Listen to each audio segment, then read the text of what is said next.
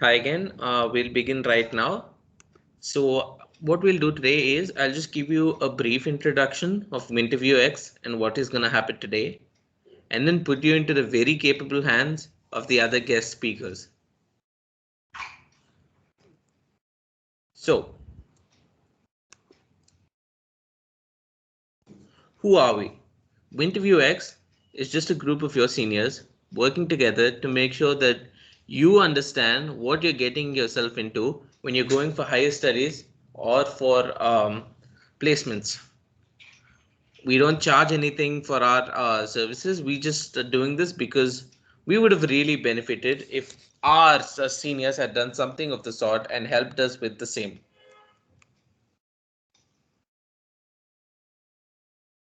This is a QR code for you to scan. You might want to take a screenshot right now if you don't have a phone right next to you. And this will get you directly to our services page where you can join us for free and get trained on various placement processes, resume services, and so on. As soon as you have scanned the QR code, you'll be greeted with a page, the first part of which looks like this. You can select which service you require and then get into more details for the same. After this, you can select which particular service you want, and please note you can be in multiple sessions. And once that is over, you get into a Google form where again you can select multiple processes as I've mentioned earlier, and you can register. We'll get back to you as soon as we can. Now, what is the Grand Career Fest? This is a 2-day event designed to help people figure out whether they want placements or higher studies and how to apply to get the best possible results either way. So, yesterday, Saturday, was all about placements. I hope at least a few of you were present for the meeting yesterday. Today is going to be about higher studies. Day two, higher education. So get ready for that, I guess.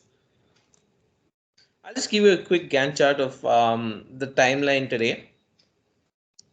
For the first half an hour from 10 to 10:30, we are going to be handing it over to the guest speakers from IDP. I'll let them introduce themselves best, but they are very capable people and I'm happy to have them on board today. I guess you'll all really enjoy what they have to share with us. And afterwards, we'll have the experiences of your senior students all the way up till 12. Now, I've heard that a lot of you have to leave at 12 o'clock for some placement meeting offered by the college. So initially it was predicted till 1, but now we've condensed it down to 12 p.m. And if you have any questions regarding this, please put them up. Otherwise, we'll hand it over to the people at IDP.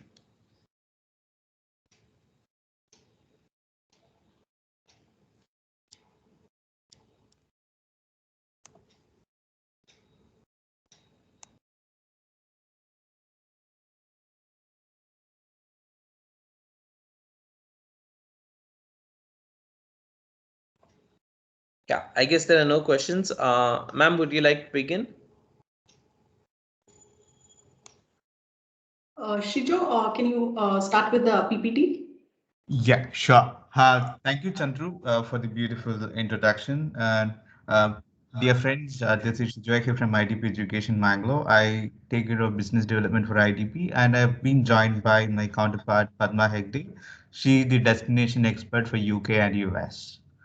To begin with, I would like to talk to you about IDP. IDP Education is a global leader in international education services, and IDP has global network of 120 offices across 30 countries that help students to study in Australia, USA, UK, Canada, Ireland, and New Zealand.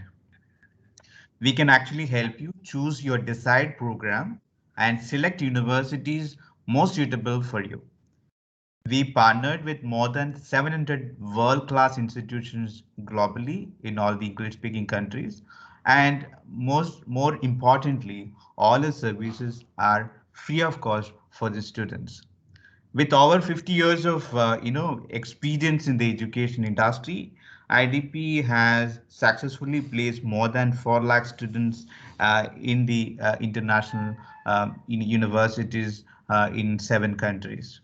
IDP is also the proud corner of IELTS, that is International English Language Testing System.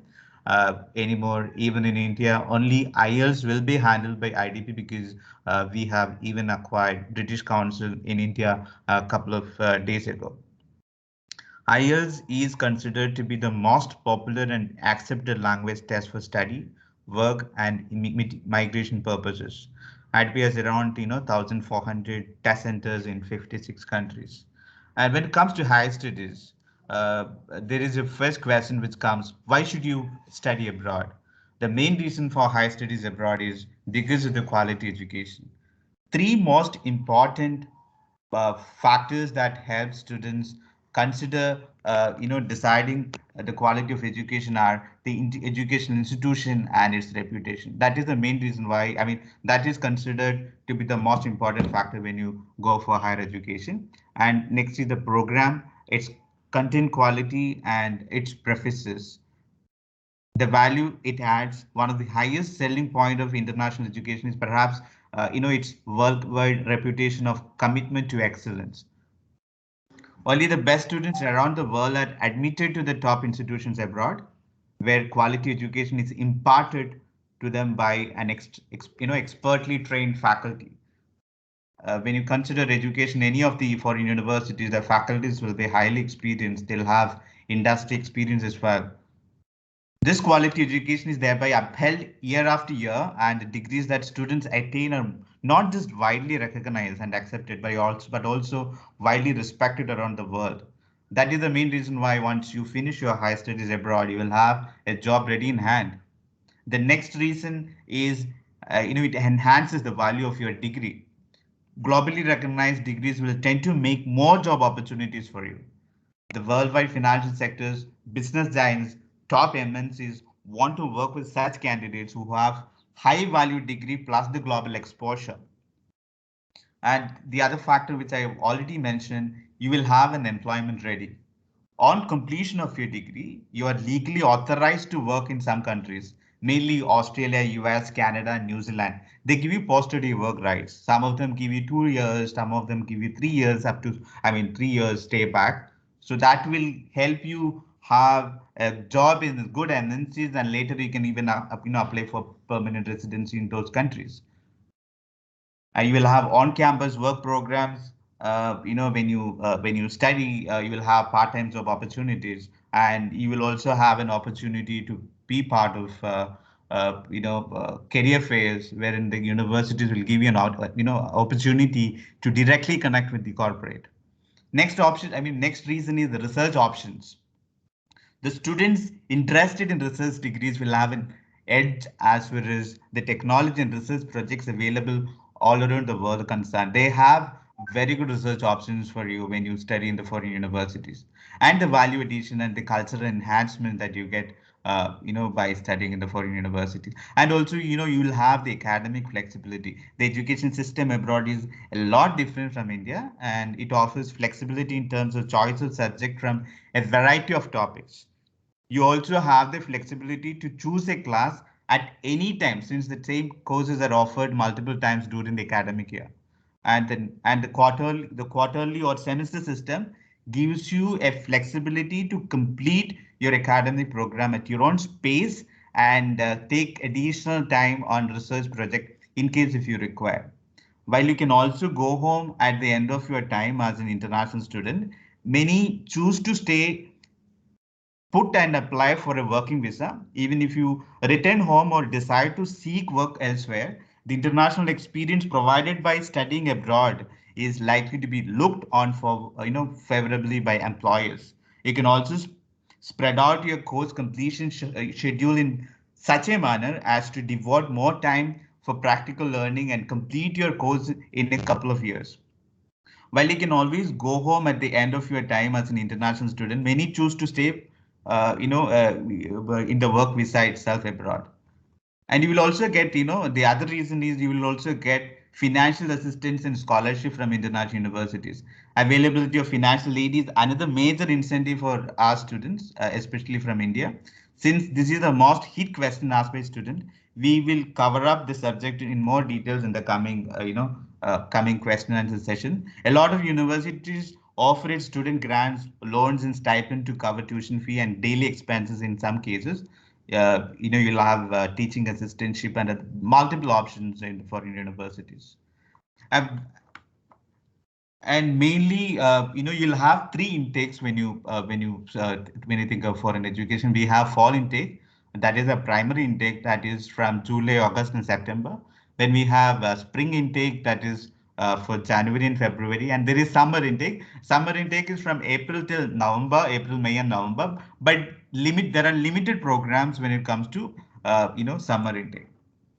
There are 7 easy steps to study abroad. The first thing is you need to select the program and university that you would like to study, and that is where we come to play a game. And second important step is you need to take the admission test. For you, if you are looking for US, you'll have to take up GMAT, GRE, or IELTS based on your program. You can also take up TOEFL. Then the third step is the submitting application. Then you will get your offer acceptance from the university. Then you'll apply for student visa. You'll appear for visa interview if any, especially for US. You'll have to apply for the visa interview, and then you'll have to prepare for the study abroad. We'll have the pre-departure session, etc. And what we recommend is always, it's good if you start your preparation early. It's highly recommended that you start your process 10 months in advance so that you'll have enough time to apply for maximum scholarship and choose the right university, because you need time to shortlist the university, take the admission test, prepare for application file, receive university assistance, and also fulfill your other formalities. IDP is one-stop shop for all your services. We give you the counseling. We give you information on universities and institutions. We help you shortlist the universities and courses based on your profile. We match your profile with the. Yeah. Sorry to interrupt. I think so. Presentation. Do you have a presentation? We can't see the presentation. Not able to see? No, no, no. So can you please share that? Yeah. I thought I had shared it. I'm sorry. Yeah. All right.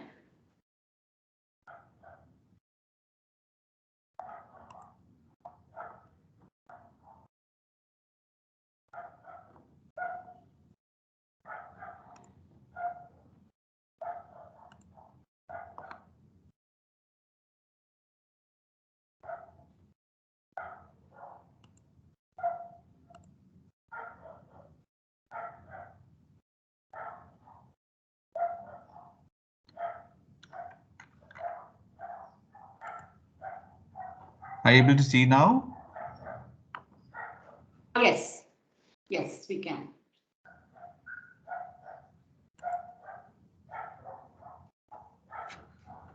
Yeah, we help with the visa, admission and application process. We help you to apply to the universities, especially when you apply through IDP. You will have application fee waiver. You'll also get on-the-spot offers from the universities. When you apply through IDP, you'll get an immediate offer letter from the university. We also help you with the interview programs. Being the corner of IELTS, we can help you with the IELTS registration and examination services. We can give you free materials for the preparation. We can give you access to masterclass. We can give you access to free mock test, which will help you to have the feel of IELTS examination. We also advise on bank loans and scholarships. When it comes to visa processing, we do the visa case assessment and advice. We only do the visa lodgement on behalf of students, and we give assistance on fee payment and COE, I-20 cars, visa letter, etc. As I mentioned earlier, we do the visa lodgement as well. And then before once you are ready with the offer letter and everything, we also help you with your pre-departure. We give you the pre-departure training. We'll help you out with complete things. You'll also have assistance with accommodation and airport pickup as well. And why IDP? IDP, as I mentioned earlier, we are the Australian firm. IDP is 50% owned by Australian universities. It's owned by 38 Australian universities, and it's one of the publicly listed company on the Australian Security Exchange, ASX. And we have more than 50 years of experience in helping students achieve their international education goal. We are partnered with more than 800 quality universities actually. We have placed more than 4 lakh students. We have more than 1,200 education counselors who will help you have wings to study abroad. What we do is once you come to us, we assign you a destination expert. They will shortlist the universities and courses based on your profile. Then based on your interest, they will submit applications to the universities. And this is the global network of IDP. We have English testing locations in 450. We have 450 test locations, testing happening in 55 countries. And we are headquartered in Sydney. Yeah, that's all about IDP. And now, if you have any question, I have with me your UK and the USA destination expert, Padma Hegde. You can, if you have any questions related to study abroad, you can put it up and we will be happy to answer it.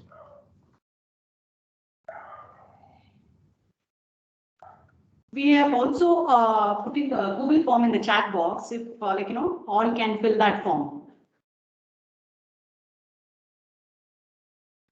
And if anyone has any queries regarding USA education and UK education, they can ask the question.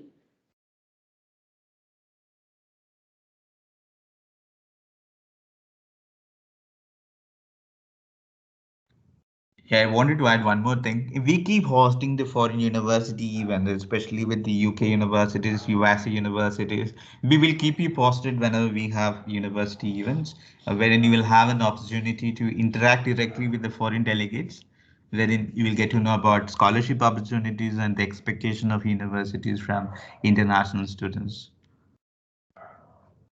So you can put up your questions at the chat box. We'll be happy to answer.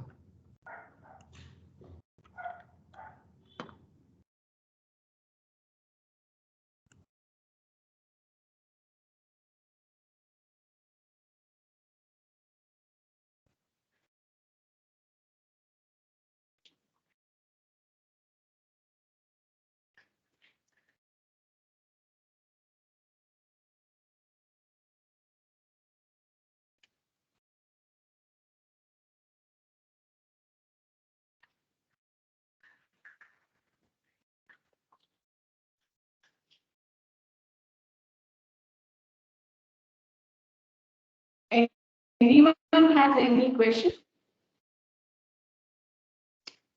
All right. Can you explain about the part-time opportunities abroad?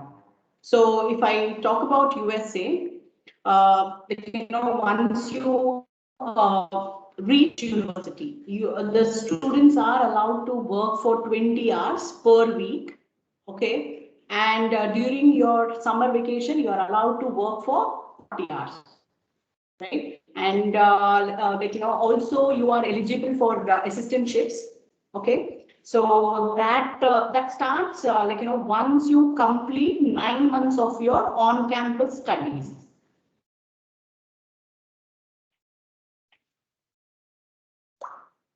Are there opportunities for 100% scholarship in US universities for courses related to biomedical, specifically courses? Yeah, it all again depends upon your academic percentage, your CGPA, and also your GRE. So on the basis of that, you evaluate the profile, and sometimes students are able to get it. If not in India, we have seen some, I have example of my 2-3 students. They have not, they got a very little scholarship when, when they got the admit. But once they reached US, after, you will have a professor or a person to contact person. So once they, presented their papers or the projects, there are 2-3 students who have got 100% scholarship. Their process is done by IDP. So there is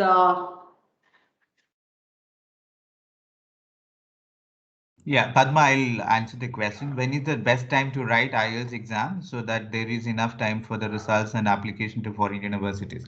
Yeah, Janavi, if you're looking for Jan intake, this is the right time for you to prepare and give IELTS.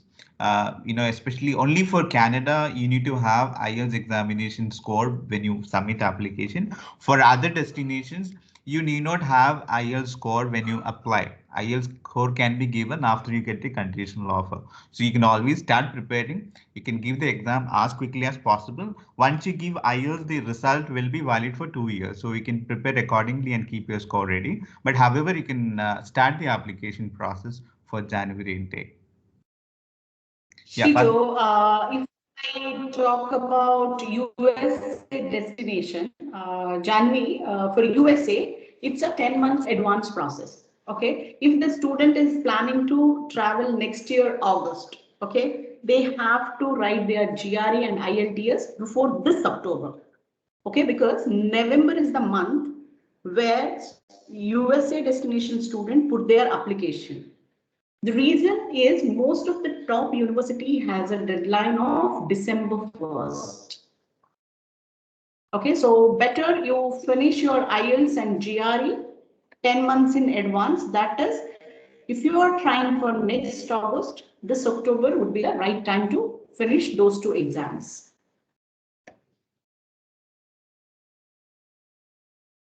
Is it possible to prepare for application GRE and IELTS while working? Padma, you missed one question. Definitely. Question before that. Yeah. What should be an ideal Yeah. CGPA and GRE score for 100% scholarship?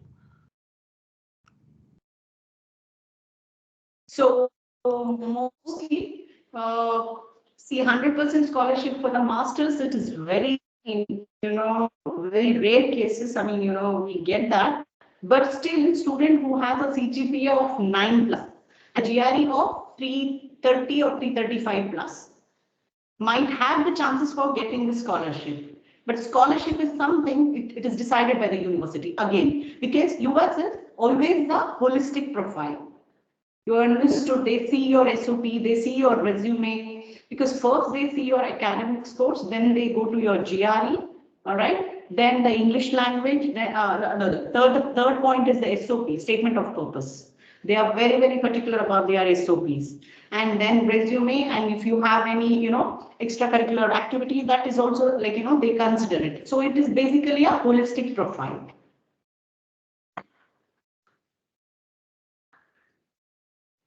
And so is it possible to prepare application GRE and IELTS while working? Definitely you can prepare for that, because GRE you might need little preparation because a student find it little difficult when it comes to the verbal. So 2 to 3 months is a very good time for the preparation. I hope your question is answered.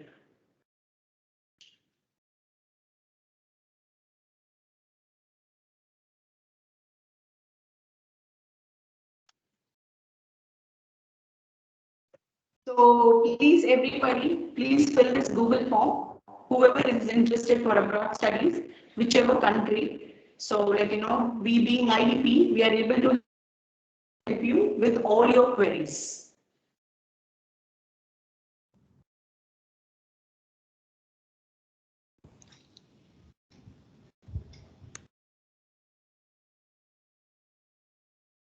Does IDP help in process regarding masters with thesis in USA? Definitely we will help. We guide the student for all the master's program. So if I talk about USA is a holistic, process. All right. So just give me a second. So, it's a holistic approach. It all depends on the types of the universities, standardized test, English language test, and US is also famous for its flexibility in US education. It is as it is, they are also, there are few universities who are fine with the 15 years of education. Because normally US mostly stress on 16 years of education, but now there are many universities which is giving admission to 15 years of education students also. And their employment, their world ranking, and if you talk about the student visa, like, can I ask one question? Like, when you go for the interview, see, your course is for 2 years, but when you go for the interview, do you know how many years visa stamping you will get it? Anybody knows about this? Your course is master's is for 2 years, but visa stamping will be for how many years? Does anyone has an idea about this? They can unmute and tell me the answer, or they can type the answer.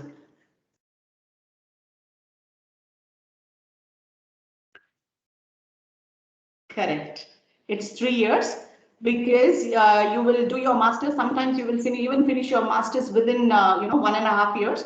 Okay, because it's very flexible. The education system is very flexible. Students, they just have to finish their credits. That's it. It's a 30 to 33 credit programs. So but later on, it's you are allowed to do OPT for 3 more years. 36 months of OPT, optional practical training. So your minimum salary would be around $70,000. That is a starting pay. Okay. So you have that. Once you finish that OPT, your next part is getting an H1B. Sometimes the one who did the OPT, they only, sponsor your H1B, or else you have to try for an employer for that. Right? Any other question anyone has?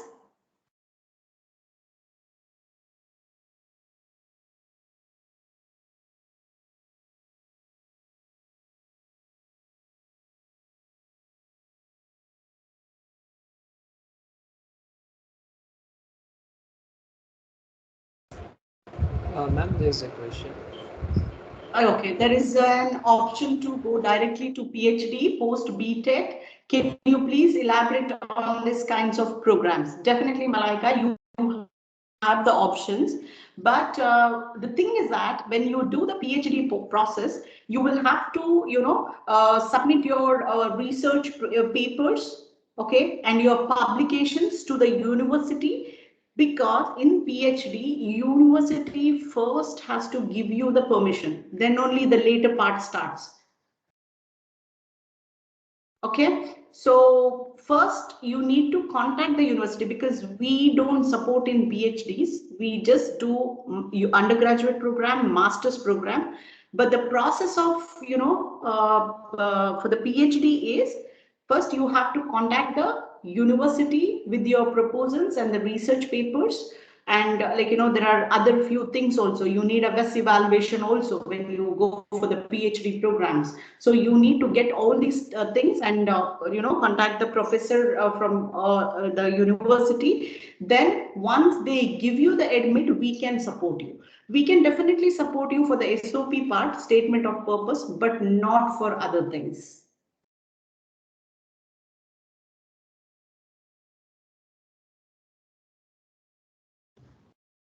Thank you so much, ma'am, for all that information. I think in view of time, we'll have to rush things a little.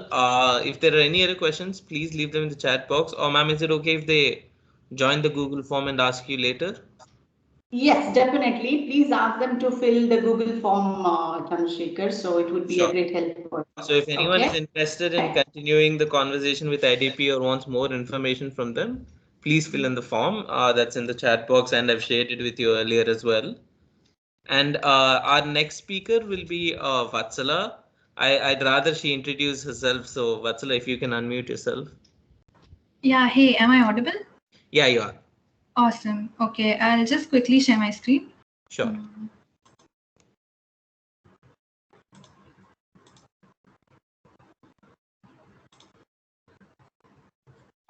Yeah, so hey guys, my name is Vatsala Prasad, and today I'll be sharing my experience of applying to grad school and what are the things that worked for me during my application.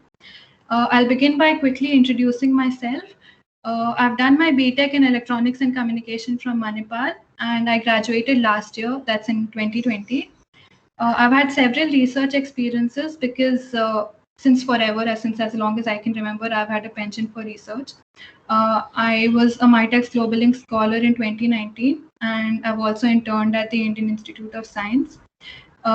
Recently, I resigned from Deloitte. I was working for about 8 to 9 months.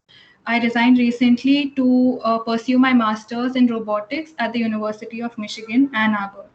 So there were several admits that I had received. I had applied to 8 universities, out of which I received admits from Stanford, UMich, University of Pennsylvania, TU Delft, and UCLA. So the process for your master's application, it actually begins much before the forms start rolling in. So the first and the foremost thing that you need to understand that a master's degree is not just any degree. It requires a lot of investment in terms of the time that you will be putting in terms of finances, and also in terms of the risk that you will be taking by leaving a stable life here in your own country and settling over in a whole new country and starting your career over there. So it's really important that all the decisions that you take, they are well informed and you're sure that you really want to do that. So discovering your field of interest is the first step towards that. For me, I've always had a love for space technologies and space robotics. So during my undergrad, I focused on projects that would help me build a background in this field. Now I know that for a lot of people, it may take a while to come up with that field of interest for you. So that is why it's recommended that during your undergrad, you do a lot of projects, you participate in workshops, in competitions, and so on and so forth, so that you can find that area where you'd like to build your career in going forward. The second thing is your qualifying examinations, which is the GRE and TOEFL. For me, before I started my preparation, I realized that there were a lot of opinions on the internet on how I should be tackling that examination, or even there were career institutes which were offering to coach me into obtaining my desired score. But what ultimately I decided for myself was that there's no one better than me who can understand what pace of learning works for me and how I should be focusing and improving upon my areas of interest. So most people I know, they complete their preparation in 3 months, in 1 month. I gave myself a solid 5 months because I knew that I just did not have to get a decent score. I wanted to nail the GRE. And ultimately, after 5 months, I gave my GRE and I got a GRE score of 333 and a TOEFL score of 115. Now, there are a couple of things which I would suggest that you should be doing when you're prepping for your exam. Number one is that in the beginning, when you're building your vocabulary through any word list, and this is something that even I've done, get someone to quiz you on those words every single day without fail. What I did was I used to speak to my mom for 30 minutes each day, wherein she would quiz me on those words.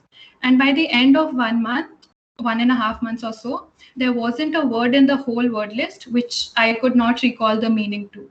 So that's one suggestion that's something that I've tried. So I would suggest you guys to also try and see if that works for you. And secondly, what I did was I downloaded the Magoosh app. It's a very helpful app. It's got 3 sections to it: basic, intermediate, and advanced. The advanced is definitely like it's an optional thing. If you have time, you can do it. Otherwise, at least till the intermediate level, please go through the words and try to learn the meanings, because you'll frequently see words from this popping up in your questions in the verbal section. Another mistake that I see people making is that they do not practice enough for quant. Now I know that as engineers, what we think is that, and it's true also, that math is second nature to us and we'll definitely be able to solve all questions. And while you're prepping, you'll notice that there's not even one single question which you do not know the concept to, or you think that you cannot solve. But the trick here is that the people set the questions in such a way that you may slip up or make a silly mistake. So constant practice, I wouldn't say daily practice, but yeah, frequent practice is something that you should really be focusing on. I created a cheat sheet for myself wherein I had written all the formulas which were important to the exam. And I also wrote down areas wherein I was frequently making mistakes. so that whenever a similar question popped up, I could, focus and make sure that I do not repeat the same mistake again. So, and because an important thing to remember is that even at a score of 170, a perfect score of 170, you'll still be at a percentile of 96 or 97. So there's really no room for making a mistake in the con section. So focus and get your scores here in the con section, at least 169. Moving on to the statement of purpose. One thing I would strongly advise against is getting a professional to write your whole SOP for you. The thing is, what I realized through my experience, and I know that this worked in my SOP, was the fact that every word that I had written there, every experience that I had mentioned was really personal to me, and I represented those I was the best person who could represent that. So that's something that I would suggest you to do. Please write your SOP yourself. Get help from people to polish your grammar, polish your language. Even I've done that. But write your SOP yourself. Now, there are a couple of things that I know that worked in my SOP, and you can find similar unique things to yourself and mention that in your SOP.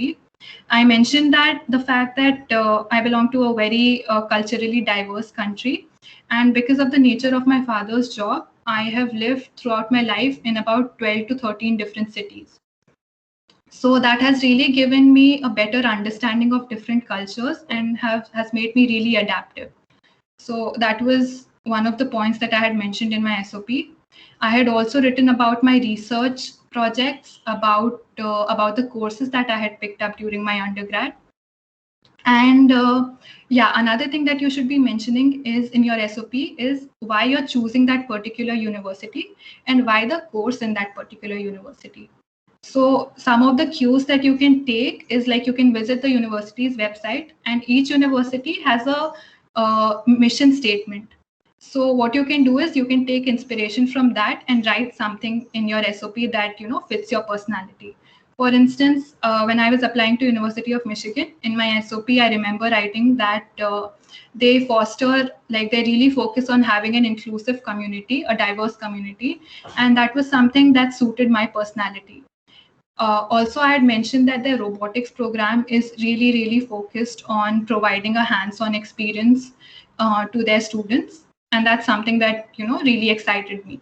So these were certain things that I had mentioned. You can find certain things for yourself as well. Mention your career goals and mention also how you would like to contribute to the university once you're there. In this, what I wrote was that I'd like to conduct research in so-and-so professor's lab, and why his project interested me. So these are certain things that you can mention to make your SOP better. Now, universities in the United States, they just don't want academic brilliance. They want a well-rounded application. So it's really, really important that you also volunteer, that you also have certain social service activities to your name. So whenever you have the time, please also participate, volunteer in any NGO or any kind of activity that the college is organizing. Because I don't remember an application wherein I did not have to mention my social service activities. And I had a couple of them, and I know that really helped me have a holistic application. Now for your letter of recommendation, what I'd suggest is that 2 months before the applications start rolling in, speak to the professors that you want to get the LOR from. Because what happens, and I've seen this happening to a lot of people, is as time passes by, professors get a lot of requests for filling the LOR, and they may decline your request. So it's better that you speak to them before, and you're one of the first ones to get confirmation from them that they'll be filling the LOR for you. So that's something. And also, the professors I think there are a lot of professors who will ask you to write your LOR yourself. In that case, what I'd suggest is that please don't write it yourself. Get someone else to write that LOR for you. Because for the admissions committee, it's really easy to see through the fact that the writing style on your LOR matches the writing style on your SOP. And that's not something that you'd want to give the negative impression on. So those are a couple of things for the LOR. For your CV, I'm pretty sure a lot of you are working on different things. certain suggestions from me would be like take up a lot of projects, mention those on your SOP, participate in summer schools, in winter schools, in workshops. And this is just my suggestion. If it is possible, pick up one internship as a research-based project. Because that really, I mean, that shows that you're really interested in the field that you will be applying to. And once you do that project, please get it published. Having your work published puts a great amount of weightage to your whole application. So I had 2 publications to my name, and it felt really good to have that written down in the application. So yeah, please, if you're doing that, get your work published as well. Now, most of the applications start around September, mid-September to September end or so, I believe. I started filling in the applications as soon as they opened. And the first thing I did was, and I would recommend all of you to do as well, is as soon as you open the application, send out the invites to your professors to upload the LOR. Because professors take time, they're not always, like it's not necessary that they'll immediately fill it. So the last thing that you want to be worried is about the fact that there's a time crunch and the professors are not filling up the LOR. So give them ample time, give yourself time, and as soon as you open the application, send out the invites. Also, there's an option you'll see that you can upload the LOR yourself. I would really advise against that because, I mean, according to me at least, that creates sort of a negative impression that, you've gone through your LOR. So let that just be a professor to professor thing. Let your professor upload the LOR himself. Now, the selection of university is one of the most important things that one of the most important decisions that you will be making. I chose to apply at 8 universities. And this is the breakup that I followed, and I believe most people follow this breakup, is that most people select 2 universities, which are their dream universities. Now, obviously, those are universities which have like really low acceptance rates. So, but then since their courses are the best, you'd really like to apply to them because, applying for a master's is a once in a lifetime opportunity. So don't underestimate yourself, apply to those universities, and you never know what works in your favor. I know I got into Stanford because I made that shot. Then apply to at least 2 to 3 universities wherein you think you stand a fair chance of getting into. So you look into those universities which have a decent amount of acceptance rate and their ranking is good, as well as the course that they are offering, like the reviews are great for those. And finally, have a safe university.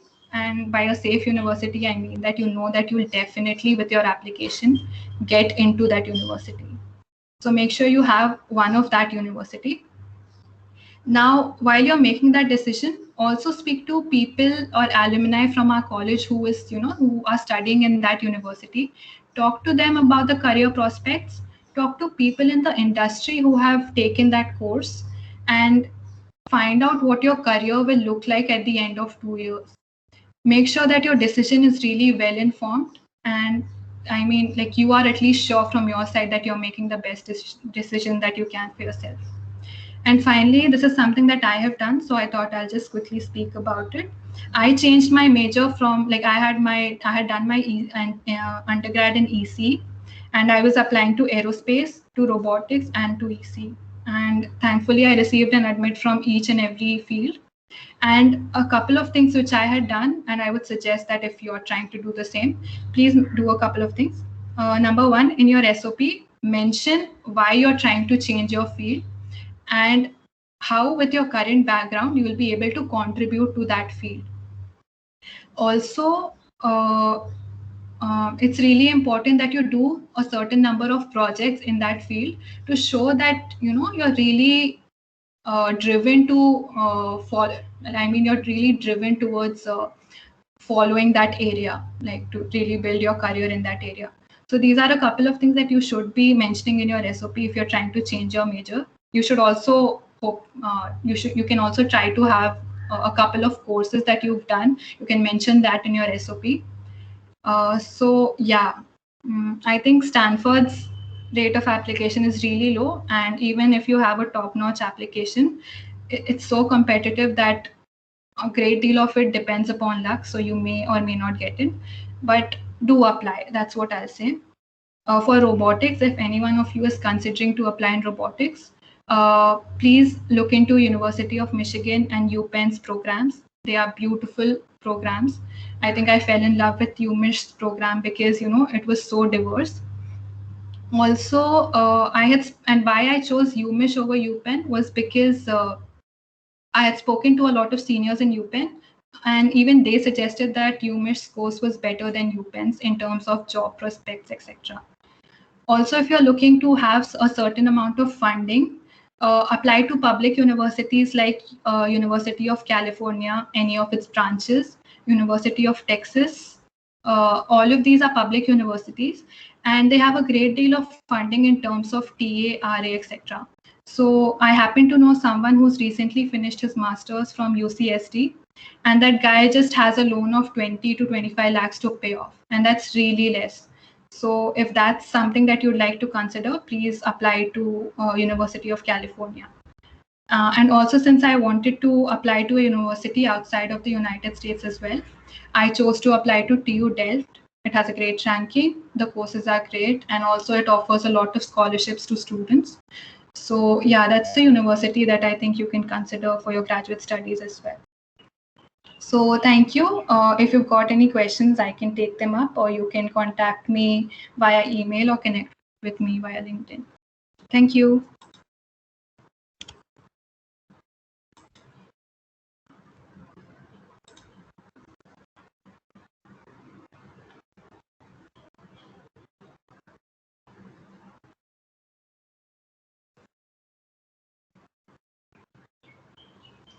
Thank you so much for that, Vatsala. We'll just wait for a minute for any questions that come up.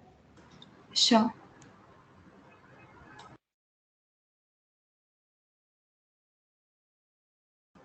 Okay, how to prepare for GRE? See, one thing I'd really suggest is that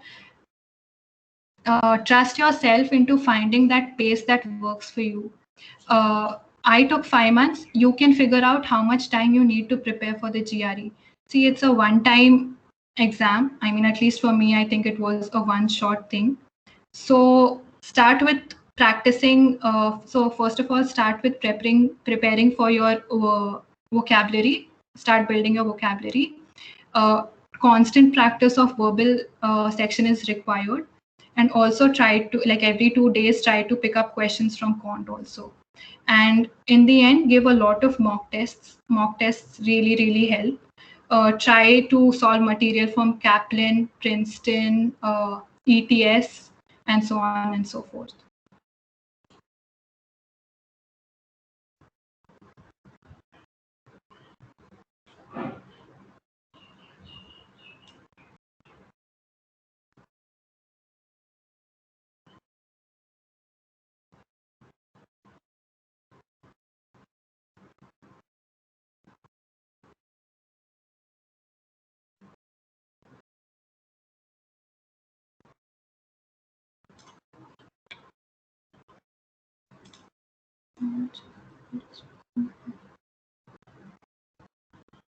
For me, I think it played a great role because, I mean, it just depends on the kind of project that you do ultimately.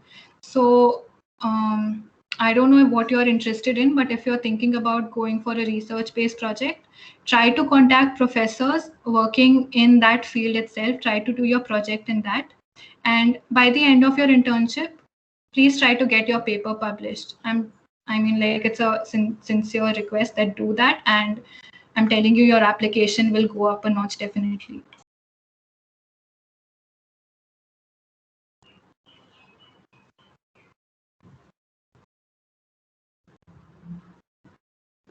Well, thank you so much for that, Vatsala. Yeah, there's one more question. No, not really. See, what you can do is that won't tap the application. See, paper submissions usually take about 5 months or so. Like, it depends on the conference that you're applying to. But at least in your CV or in your SOP, you can mention that you've submitted your paper. I had one paper just submitted, but I mentioned that, and it shows that you're willing to get your work published. So make sure, at least even if it's submitted, mention that in your CV and SOP.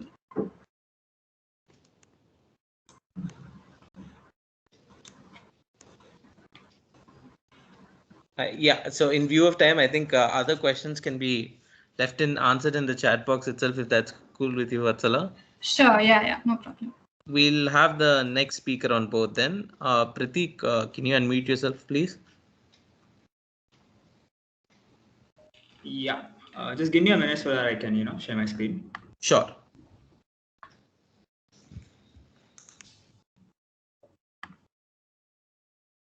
And thank you so much, Vatsala, again for sharing what you have. No problem, thank you. Okay, can you please confirm if my screen is visible? Yeah, we can see it now. Okay, so hello everyone. My name is Pratik and I'm a final year student at MIT Manipal.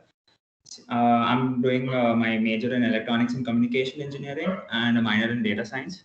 So currently I'm actually interning at Ugam Solutions, which is a Merkle company.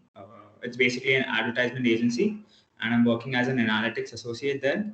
And soon, September, I'll be joining my master in management studies at ESCP Business School. So I'm here to bring you my fair share of experience on something that's not technical. And if you're someone who's trying to explore the business side of things, you would really like my talk, right? So firstly, I wouldn't be surprised if most of you do not know what a master in management is. So I'll first start with that. So master in management is basically a generic management degree, like an MBA, but the difference comes in the years of experience. So the master in management is made for people with little to no work experience, as you can see in the screen.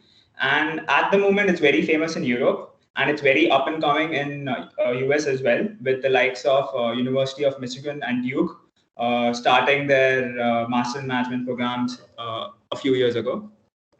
And it is offered by almost every top business school in Europe, right? So if you look at any business school that is top ranked, if not an old program, they would have definitely be up and coming in the last 5 years or so, right?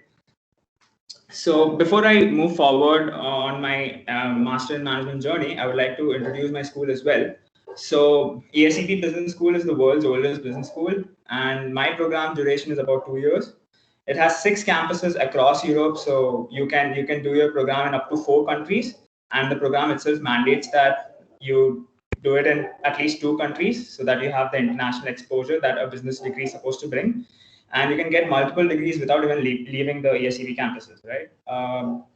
So these are the things that really attracted me to ESCP, and obviously the graduation rate and the average package that you get after the program is also great, right? So coming to why would someone want to do an MIM, right? So now if you're someone who's realized that you want to explore the management side of things, or you see your skill sets inclined towards the management side of things, this program is specifically made for you. You do not need to work for 3 to 4 years and go for an MBA abroad. Now, you would tell me that you can do an MBA without having work experience, but that is only specific to India, right? But if you want to go abroad for your management studies, it is important that you have work experience. And for an MBA specifically, so when it comes to MIM, that is not the case. So you can legit, start your program right after graduating from undergrad. And it is a much cheaper degree when compared to an MBA from, say, a US business school, where your expenses can go to up to a more than 1 crore. In that way, MIM gives you a much cheaper alternative. It can be a degree from around 40 to 50 lakhs, and the rate of the return on investment is also a very good prospect towards the MIM. And we have to face that it's gaining popularity almost every year. Even if you just compare it with the last year, the average GMAT scores have increased exponentially, and especially with the onset of pandemic, where people are losing their jobs, where people are finding it hard to find employment. they are really attracted to an MIM degree as well, right? And obviously, it gives you a opportunity to get an international exposure as well, right? So now that doesn't mean MIM is made for everyone, right? So there can be some disadvantages of MIM. So first and foremost is it is not yet as famous and recognized as an MBA.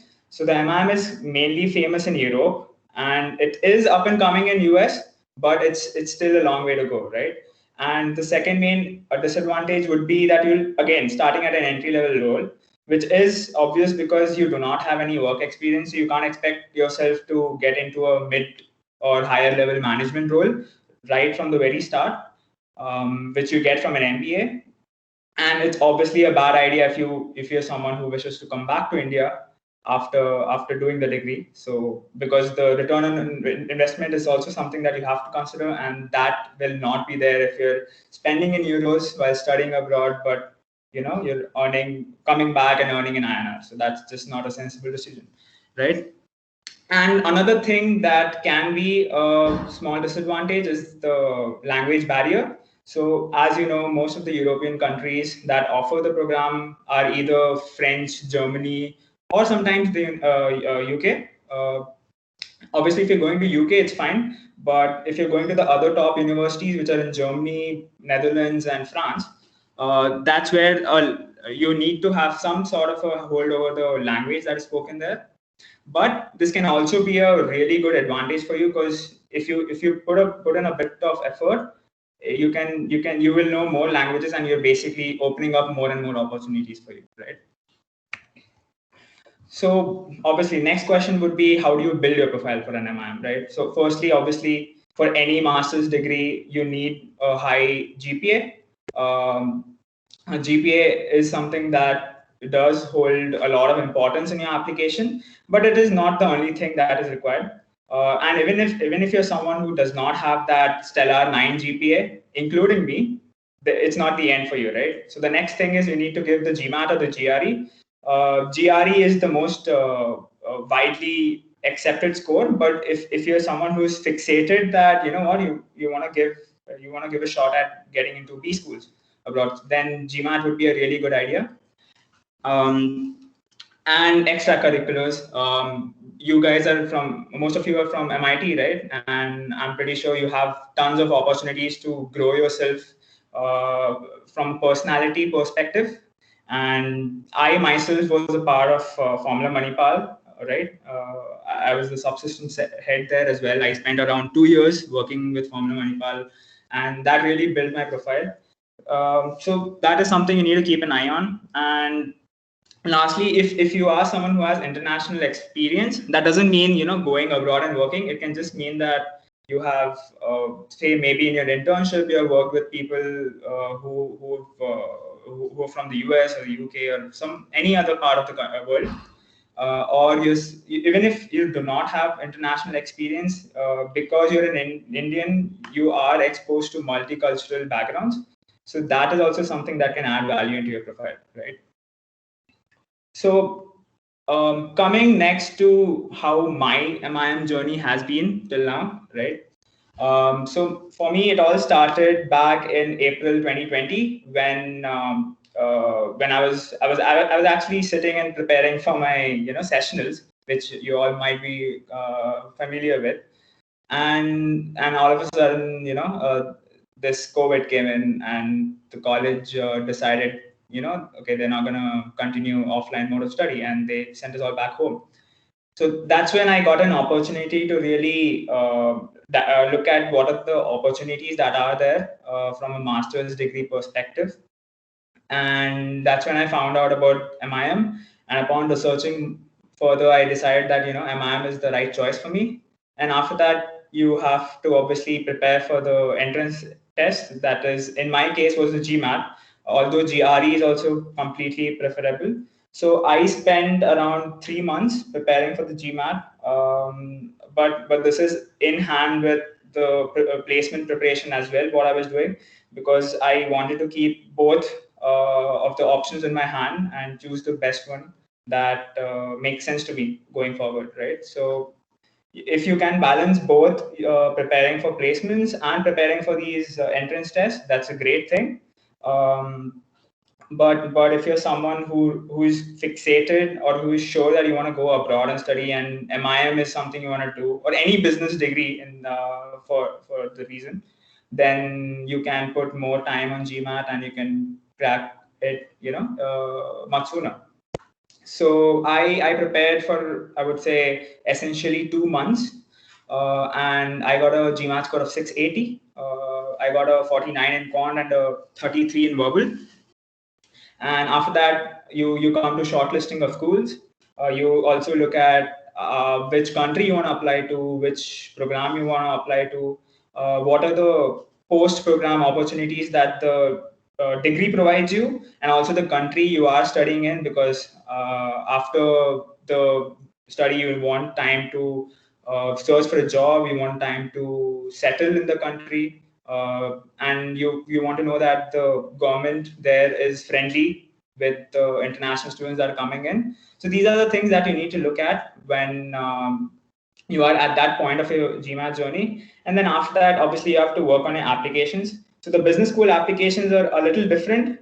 So each B school has its own application. So you need to spend an extra amount of time, shortlisting school, especially. I would not suggest you shortlist many schools at once, because unlike, say, in the US, where you can make a single application and it works for multiple schools that you're applying to, that's not the case with business schools.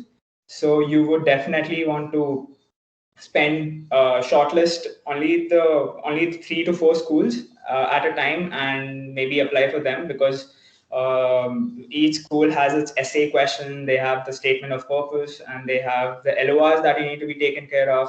And LORs also are not straightforward for every school, right? Some schools will take a letter format. Some schools will expect the faculty or the professional itself to log into their portal and fill in the details.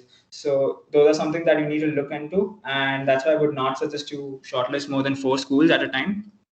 And then obviously you apply for the B schools. And in B schools, the next thing after the application is the interviews. So that is again very unique to a business school, because most of the technical programs do not have interviews as such. But that is a thing in the B school applications, because the admissions committee wants to see you. They want to understand what your personality is like, what are your goals like, and they want to have a one-to-one discussion to decide if they want to admit you into their program, right? So, and then you finally come to the decision. So I got my decision around November, right? So as you can see, it all started in April, and finally I got my admissions in November. After that, I was lucky enough to also get a internship from college. So after that I just continued doing my internship. And I also started picking up on the language, because I decided to go to Paris for my first semester. I decided that I wanted to learn French. So from January, I started learning French as well. And yeah, so here I am giving you the talk. So next, I would want to tell you what are the top B schools that are there for this degree. So I have a small video that I would love to play. Hope I can see we have some time, so I'll just play the video, and I guess that will help you a lot in understanding how are the schools there and what's most unique about these schools, and obviously the prospects, career prospects after you graduate. Okay.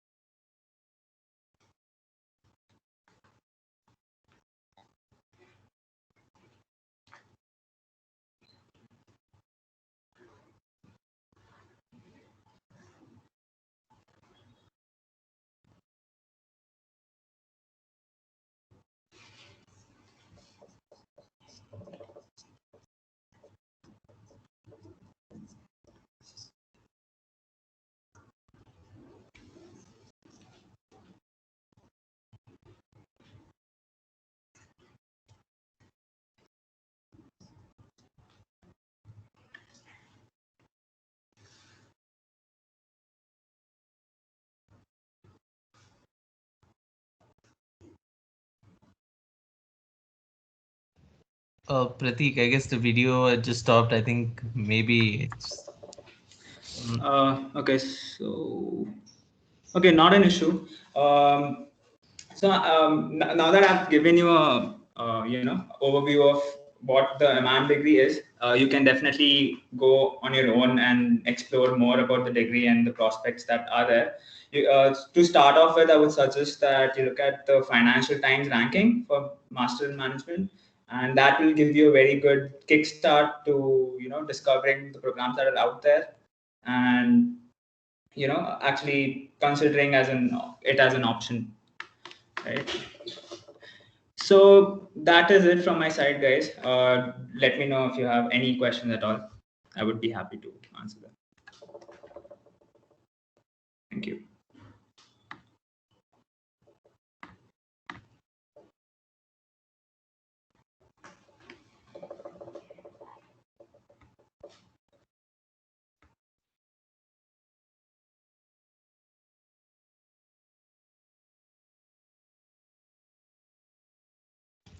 We'll wait a minute for the questions and then we can.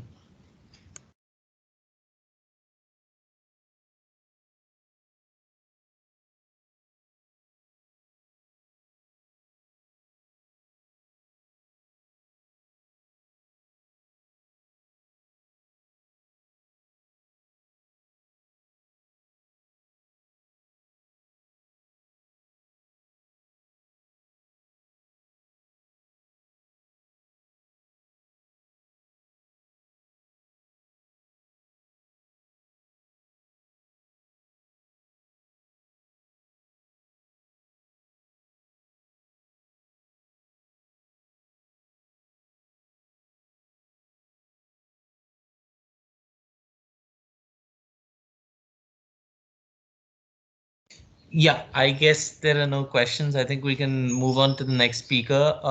Subbaraj, can you please unmute yourself? Hi, Chandrasekhar. Yeah, shall I go ahead? Yeah, sure. Please do. Yeah, so hello everyone. Hope you all are doing safe and good in this pandemic. I guess most of the important topics have already been covered by the previous speakers. I don't have any fancy presentation prepared, so I'll just be to the point and wind it up in 5 minutes so that we can have a Q&A later on.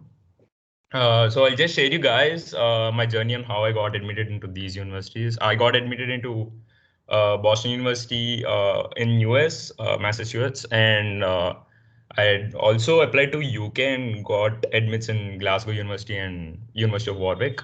So I'll just go through like what's the process and all. Yeah, so but before moving on, I would like to emphasize on the fact that GR is not the sole thing which lands you in a good university.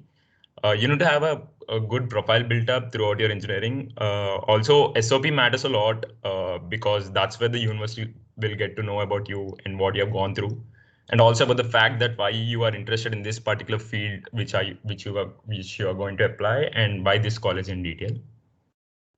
So regarding GRE, I gave my GRE in the month of October, and like you all might be knowing by now, that verbal is damn difficult. Like you guys need to keep on mugging up the words and all. Yeah, that's true. And also you might be knowing that the fact that math is comparatively very easy. Yes. So what many students or many people try to do that is skip maths. Like they won't focus much on maths and would be hogging up on the verbal words, which would end up in a low score in quant than verbal. So one main thing that you guys need to remember and do is that quant is way much easier to score, and you should be scoring at least of 165 above, so that even if you mess up in the verbal, quant would be up for you to cover it. And it's basically a 10th to 12th grade max, and you guys won't be facing an issue in math in quant. So you need to be at least scoring 165 so that even if verbal is messed up, your quant will come to the rescue. And also after GRE, I gave my IELTS immediately after GRE, like within a week and a half. So regarding IELTS also, it's just a 2 weeks preparation max because it's mostly about our everyday English. And there is no big task. This is no big task when compared to the GRE verbal. It's just the IELTS test is based on our everyday English only, like how good you're able to understand there'll be 4 different types of tests: listening, reading, speaking, and writing. So, and all are very simple and basic to the point English, yeah. Unlike GRE verbal. Now, after giving your IELTS and GRE, then when coming to shortlisting your universities, first thing is that you must first decide on what course you're going to pursue. And depending on the course, you can check the rankings of the universities and websites like US News and QS rankings. You can also that's what after checking that you'll be getting an idea on which university to select, because which university to select for your particular course which you're going to pursue. But yeah, do remember the fact that GRE is not the only thing which decides your admission. You gotta have a good profile throughout your engineering. I guess all the students here are from MIT itself, and MIT provides lot many options, lot many clubs and student projects which you can hop into and add into your resume, which will be very much helpful for your resume. And also regarding the UK side application, only IELTS would be sufficient. And though UK's market might not have as many opportunities as in the when compared to the US market, but it started to grow. Like UK's and Europe are forever always known for their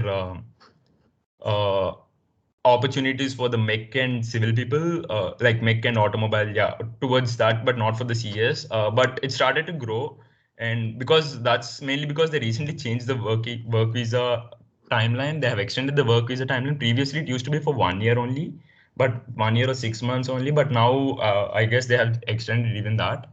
And UK and Europe also has a lot many decently ranked schools, out of which you can select your dream university for your course to pursue. And that's it. That's the gist of this, gist of my speech. And if you have any question and answers, you can go ahead.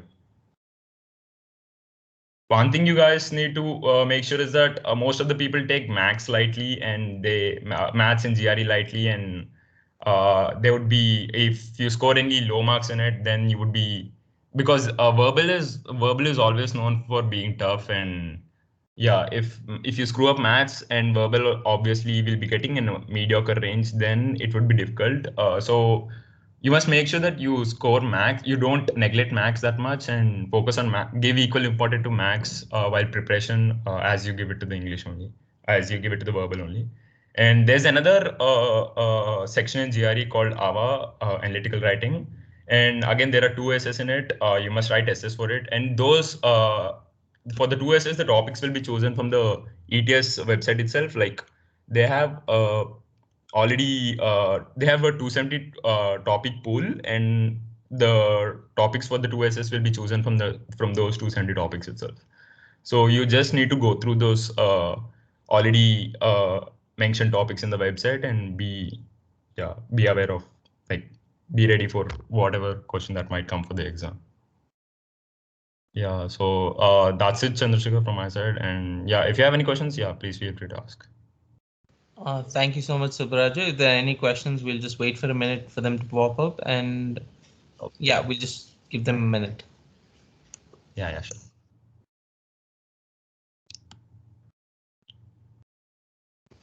There's a question for you.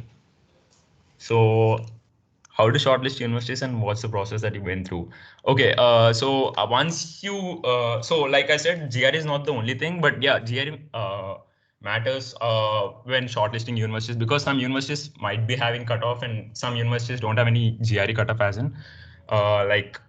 So GRE only affects 25% or 25 to 30% of your admission factor. And to shortlist universities based, you'd be having an idea on how your profile is, right? So you can go through the rankings of the universities, and then decide, depending on your for if your profile is a bit average, and then if your GRE score is very high enough, then you can settle for some decent universities. Or for shortlisting universities, you can go through the rankings. You have websites like usnews.com, which is specifically for the US universities, and QS rankings would give you the worldwide ranking of the university. You can also go through the research and curriculum of each of the university. So what I personally did was I'm going for masters in applied data analytics, and what I personally did was I have gone through the curriculum of all the universities which are providing applied data analytics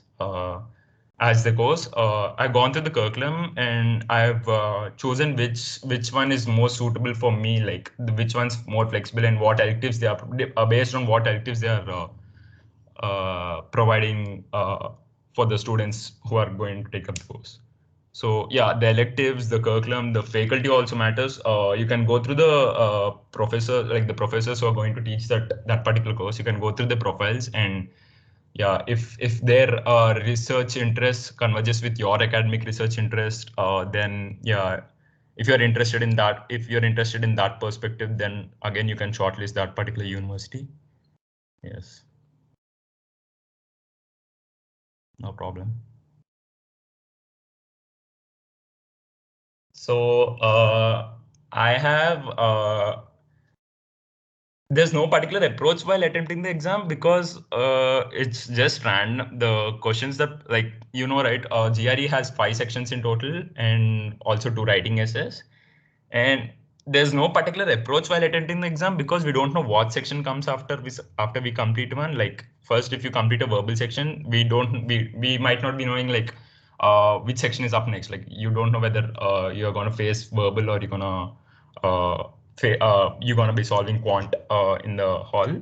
And coming to the preparation for GRE, I guess like if you guys now like if I guess you guys are all 3rd years and 2nd year, so planning for masters, and now during the summertime where you have ample amount of time where you have no classes, and also it's even if your classes, it's mostly from the home only. I guess two months would be sufficient enough, and I mean 2 months would be decent enough. But if you're doing an internship or you are having a job, you are in a full-time offer, then you can 2 months, you can extend that you can extend the 2 months to maybe like 3 months and then sort it out. Yeah.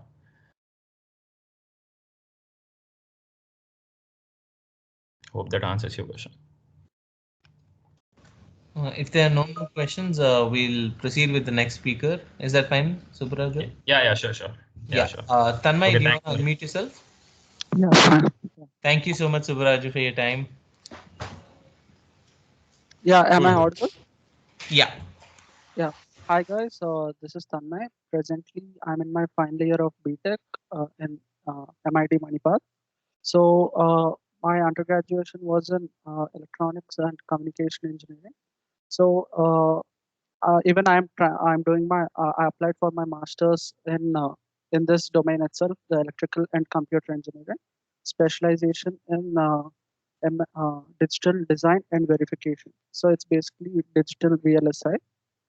So I would like, as there's a time constraint, I would like limit it to like how was my experience in this. So first and foremost, decide like what is your passion and what is your interest and in which field do you want to pursue.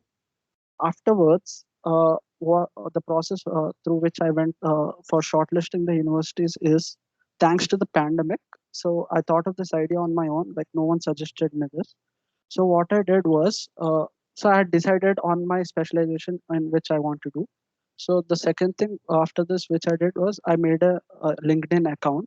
After that, I started sending connections to the people, to my seniors at first. Then afterwards, in the search box, I used to type the course name which I want to go and comma and that MIT Manipal. So like you can find your alumni there. Afterwards, you can get all the alumni who were there, who did their masters in the LinkedIn search. Then I connected with them. So like this, I've connected with over more than 600 people, and I've cold messaged like around 300 people, like who are working in the US and who were recently graduated, because those are the people who can guide you much better in how to select the universities, and they could give you their experience and how to apply and what are all the things that you should know before you apply for the masters. So through them, I got to know like about my profession, about my specialization. Then later onwards, I decided. They told me like how much GRE is required for so and so universities, and they have told me that the people in their offices, like I'm telling you in terms of the job prospects, because I'm not going for a PhD or a research. So I'm telling you like if you want to do a job over there after your masters. So they told me like the employees who have joined that companies, that like I took the top 10 top 12 MNCs which are into the chip design or the hardware design engineering. So they told me they gave me overall some 9 to 10 universities graduates who have joined their company as the employees. Like 90% of those students were only taken from those universities. So from there, I shortlisted my 10 universities. Overall, I shortlisted 15 universities. From there, I came to know that these universities are good in terms of the industrial approach, industrial prospects. And after that, so now I came to know like with GRE, how much GRE score is needed for this, how much IELTS score is needed for this, and how the profile should be from the seniors. After that, I'll tell you the timeline on how to apply. Suppose if you are in third year now, so I would start saying that you prepare for GRE from today itself. Like you have to give your GRE and IELTS by October first week in order to apply first, and you will have more scholarship chances also. This is in regarding to US universities, which I'm telling.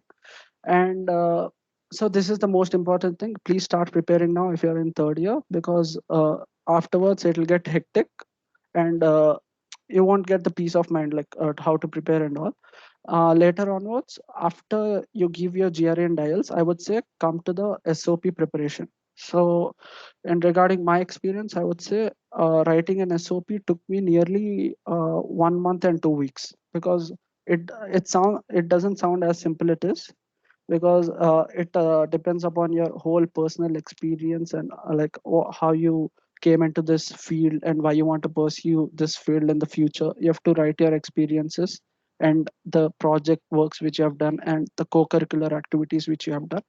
And one more suggestion is that please don't let anyone write your SOP. You should only write your SOP. Afterwards, you can reiterate it again and again by giving to your friends who are good in literature, or giving to your peers or your seniors. You can give it to your seniors, because who are the better that judge than them. And you can ask your literature teachers and all to correct the grammar and the language on how you write your SOP. And this is one thing which I have seen, like many of the people who write SOP, they just add English language to the resume. So they basically explain their resume in sentences, that's all. So that's not how the SOP should be. It should be like what you have learned from that project and how it is useful to the community, how it's useful to the research, and how it's useful to the educational background, and how it has helped you in moving forward with this field, with this stream which you're going on. So this is the major part of the SOP. And I would say please write a master SOP of 1200 words. It's like a sample SOP of yourself of 1200 words. Later on, according to universities, you can like divide the SOPs like 2000 words or 800 words, depending upon the university, this thing, how they ask you, like they might limit it to 800 words or 900 words. And this is about the SOP. And if you are coming to the LOR, for me, the LOR was a hectic process because it was all online due to the COVID pandemic. And I had to ask the teachers to like take the LOR, like print it on the letterhead, because it's actually a huge process, because this all should be done by us in the college. Like when we are college, you have to take the printout in the department office in the letterhead and bring it to them. They sign it and they have to keep it with themselves. And one more thing, many people don't know that LOS should be sent by the teachers, and in beforehand you have to already take permission from the teachers, because all as Vatsala had mentioned before, that many people will be asking the teachers for LOS while the time is nearing for the application. So beforehand you have to talk with them and confirm with them that they will be sending the LOS. So this is about the LOS, and most of the time in India, people have to draft their own LOS and send it to the teachers. The teachers won't be giving you on their own. This is the situation in India.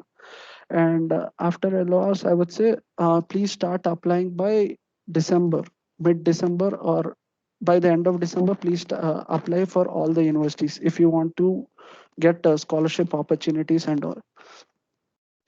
So this is regarding the overall experience, and I've got admits from Portland State University, Arizona State University, North Carolina State University, and some other public universities. So presently now I'm going for the Portland State University this fall 2021, and that's all from my side. If you have any questions, please ask.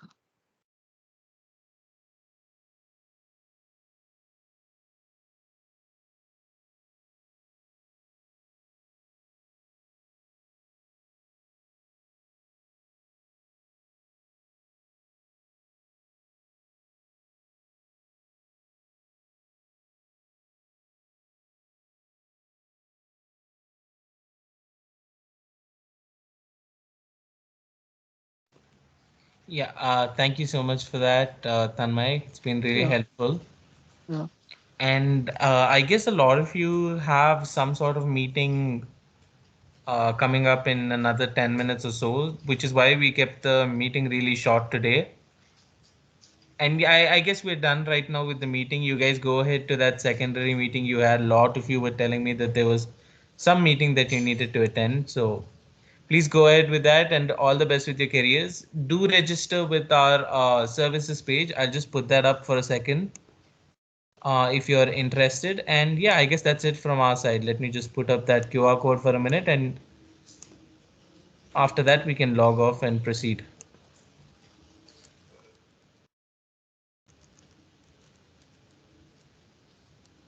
In case you missed it, here's the QR code for the same. If you want to scan it or take a screenshot, please do. And with that, we can conclude today's meeting. Thank you so much for joining us.